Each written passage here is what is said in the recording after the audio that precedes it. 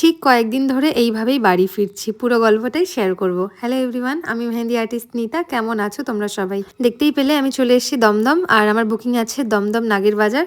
তো আমি চলেই এসেছি আমার ক্লায়েন্টের বাড়ির সামনে। এই নিয়ে আমি সেকেন্ড টাইম নাগের বাজার এলাম। তো আস্তে নাস্তেই বসে গেছি আমার কাজে। ব্রাইডের কি কি রিকোয়ারমেন্ট সেটা আমি জেনে নিয়েছি, প্লাস আগেও ওর সাথে আমার কথা হয়েছিল। আমাকে বলেছিল যে এলিফ্যান্ট আর পিকক থিমের ওপরে যেটা তোমার ভালো লাগে করে দিও। কয়েকটা ডিজাইন আমাকে ও দেখিয়েছিল, প্লাস চেয়েছিল পায়েও যাতে আমি একটু পিককের মধ্যে কিছু রাখি। সেই বুঝেই কাজটা স্টার্ট করে দিয়েছি। এবার তোমাদের সাথে কিছু গল্প শেয়ার করি। সেটা হচ্ছে বেশ কয়েকদিন ধরেই আমি যেখানেই কাজ করতে যাচ্ছি সেখানেই মেহেন্দি ফাংশন, মেহেন্দি প্রোগ্রাম, সঙ্গীত যাই বলো না কেন, কিছু না কিছু রিচুয়ালস থাকছেই।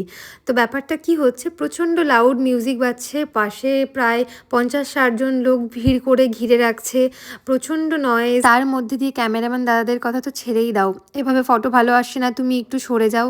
তো আমরা এগুলোতে বারণ করছি না, কারণ আমরা জানি মেহেন্দির জন্য আলাদা করে প্রোগ্রাম বানানোই হয়েছে, মেহেন্দি সঙ্গীত, তো সেখানে একটু প্রবলেম হবেই। বাট আপনারা যদি একটু বুঝতে পারেন তাহলে আমাদের সুবিধা হয়। যেমন খুব লাউড মিউজিক বাজছে, আমি বসে থাকতে পারছি না, এত লাউড মিউজিক বাজছে।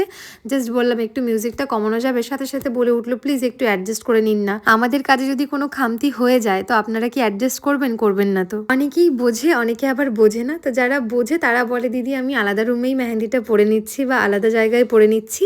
একদম লাস্টের দিকে ক্যামেরাম্যানরা কয়েকটা শট নেবে, তো সেখানে তুমি জাস্ট একটু টাচ করে ধরে রেখো যাতে একটা দুটো ফটো বা ভিডিও আসে। তো আমার এই ব্রাইডটাও কিন্তু ঠিক সেরকমই। আমার এই ব্রাইড ভীষণ আন্ডারস্ট্যান্ডিং। আমরা পুরো কাজ কমপ্লিট করে জাস্ট একটা দুটো ফটোশ্যুটের জন্য নিচে এসে, যেখানে ওর মেহেন্দির সেট আপ ছিল, যাই হোক কাজ করে ভীষণ ভালো লেগেছে আমার। ওর থেকে একটু রিভিউ জেনে নিই ওর কেমন লাগলো। ভালো লেগেছে, যেরকম দেখেছি সেরকমই পেয়েছি। কিছু অকেশন হবে তখন নিশ্চয়ই তোমাকে ডাকবো আমি। খুব ভালো লেগেছে।